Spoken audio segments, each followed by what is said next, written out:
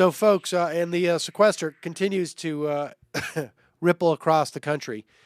A lot of we spoke on Friday about the news that President Obama's budget is going to include the chain CPI and then also cuts some benefit cuts to Medicare, as well as provider cuts. And there's been quite an uproar about it. We will talk about it more on this program. I have yet to find. Has either one of you guys seen any anybody write in favor of this?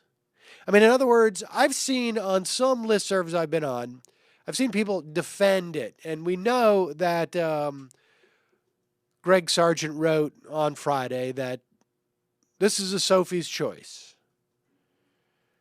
Either liberals have to decide whether or not they want the sequester to continue, or do they want to cut Social Security and Medicare? And of course, this is a false choice. It doesn't necessarily have to be that. I mean, and the logic of that is a little bit shaky. If we're to believe that this offer, I mean, there's two ways of looking at this, and we're going to talk more about this after the interview with Tim Sherrick. But like I say, my energy level today is rather low. I'm a little sick, but there's two ways of looking at this. Either this is and look, I think it's undoubted. It's undoubted. It's hard to argue at this point that this isn't simply what President Obama thinks he needs to do for his legacy. Do not confuse the notion that people can be saying this is a Sophie's choice here. Do not confuse that with the notion that the president didn't want us to get to a Sophie's choice situation. It is quite clear that we are at this juncture because the president wanted us to be at this juncture. You can make the argument that the president wanted to avoid the sequester altogether with a similar deal that he has outlined in his budget. That is accurate. He certainly offered it in the past. The fact that the sequester is ongoing, I think, is more about a function of the administration not being very good at understanding their opponent and what is driving them. But make no mistake, this is simply the fallback position. This is simply a different tactical position on a broader strategy that the Obama administration has had since 2009, which is to forge a grand bargain, including entitlement reform. There is no one who can argue against that, credibly. I haven't seen anybody argue against it. But just because the president has wanted to get us in this situation does not necessarily mean that the answer to this Sophie's choice is we choose neither. But that is the answer. Because if the sequester is so painful as to drive Republicans into this grand bargain, or alternatively, if the sequester is so painful that Republicans will pay a political price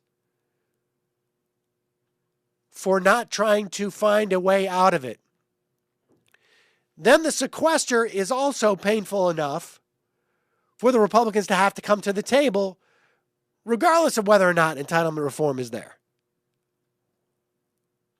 Because they don't want to embrace cuts to Social Security or Medicare. They just want the president to own it. So really what the president is offering is not simply something that they want. What they want is they want the political leverage that comes from that. So the president does not care about what happens in 2014, or he would have never made this deal. And or he's quite convinced that they can't take back the Congress. And I don't think he cares about the Senate. And to the extent that he does, I think he thinks that those senators who might be on the bubble are going to vote against this anyways, and it will pass anyways. I mean, those who are on the bubble are going to vote for it, and it will pass even with the progressives saying no. So understand where President Obama is coming from here. And it's not a terrible surprise, but it is why the strategy must be to focus on the Senate and the House and to call your representatives and tell them you will welcome a primary challenge against them. You will fund a primary challenge against them if they vote for this budget, if they vote to cut Social Security or Medicare. They need to hear it. They need to be scared off here. As far as President Obama's legacy, his legacy is sealed in many respects, I think. It's debatable as to whether or not cutting Social Security and Medicare will help him in the short run in terms of the Beltway. But I think in the long run, he's going to go down, and I may be mistaken, but I believe he's the first Democratic president since FDR to support a cut in Medicare or Social Security. The 83 commission that raises the retirement age for Social Security, I think would definitely happen under Reagan. I don't know. I don't know if Jimmy Carter called for a cut in Social Security, or I can't imagine Johnson did.